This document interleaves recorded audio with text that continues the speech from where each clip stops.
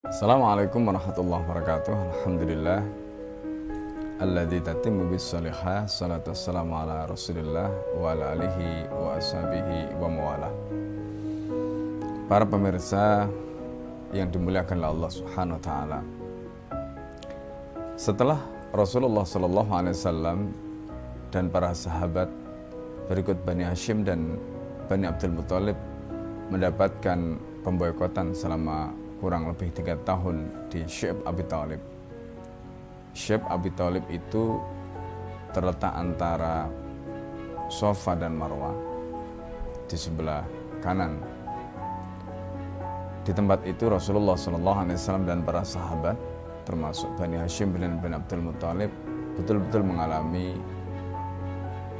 penyiksaan yang luar biasa karena mereka diboikot tanpa akses makanan, sehingga mereka mengalami kelaparan, tidak ada akses makanan yang sampai kepada mereka, sehingga dalam kondisi yang sangat sulit mereka alami. Itulah peristiwa Muqatta'ah 3 tahun sebelumnya. Setelah itu mereka lepas dari pemboikotan seperti yang kita sama-sama tahu ketika misak atau dokumen yang ditulis oleh orang-orang kafir itu dimakan oleh rakyat, dan kemudian ada sejumlah pemuda Quraisy yang mengambil misak yang zalim ini.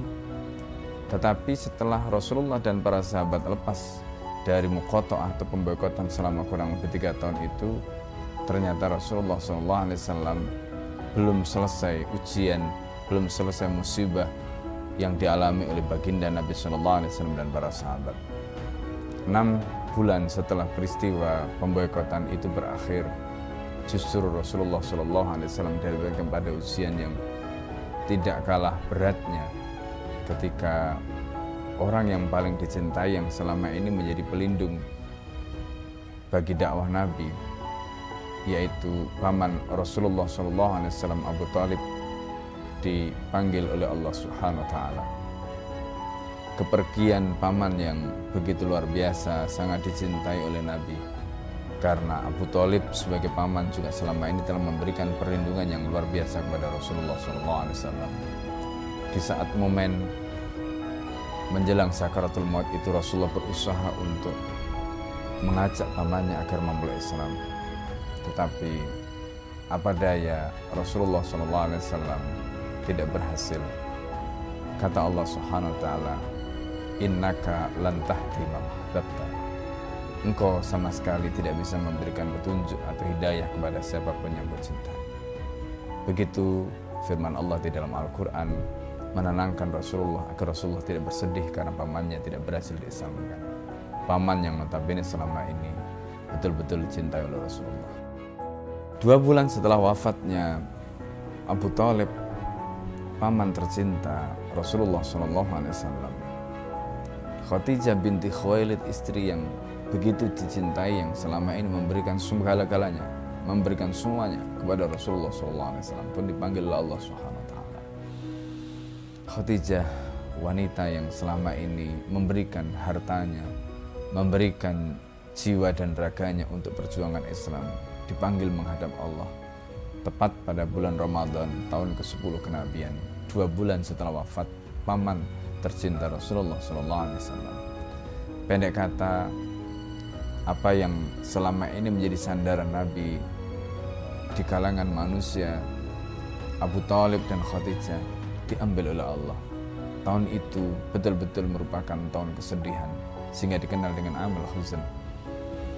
Setelah peristiwa ini, orang kafir Quraisy begitu berani, mereka semakin keras permusuhannya kepada Rasulullah dan para sahabat.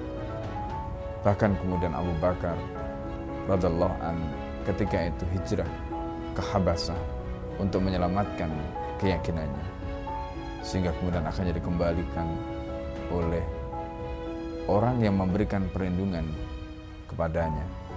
Begitu juga Rasulullah SAW seperti dalam kisah mendapatkan penyiksaan dari Uqbah bin Abi Mu'aid sampai Rasulullah pingsan. Bahkan kemudian kepala Nabi SAW ditaburi dengan kotoran hewan. Maka Fatimah yang ketika itu menyaksikan Rasulullah mengalami penyiksaan seperti itu, menangis melihat ayahanda tercintanya menghadapi perlakuan yang begitu rupa, sesuatu yang mungkin selama ini belum beliau lihat. Dan itulah terjadi setelah wafatnya paman Rasulullah Abu Thalib dan Khadijah binti Khuwailid. Para pemirsa yang dimuliakan Allah, ujian dan ujian belum berlalu dari kehidupan Rasulullah dan para sahabat, dan kesabaranlah yang membuat mereka bisa bertahan. Keyakinan mereka, kesungguhan mereka di dalam mengemban dakwah, itulah yang membuat kemudian membuahkan keberhasilan. Hadanallahu wa iyyakum ajmain.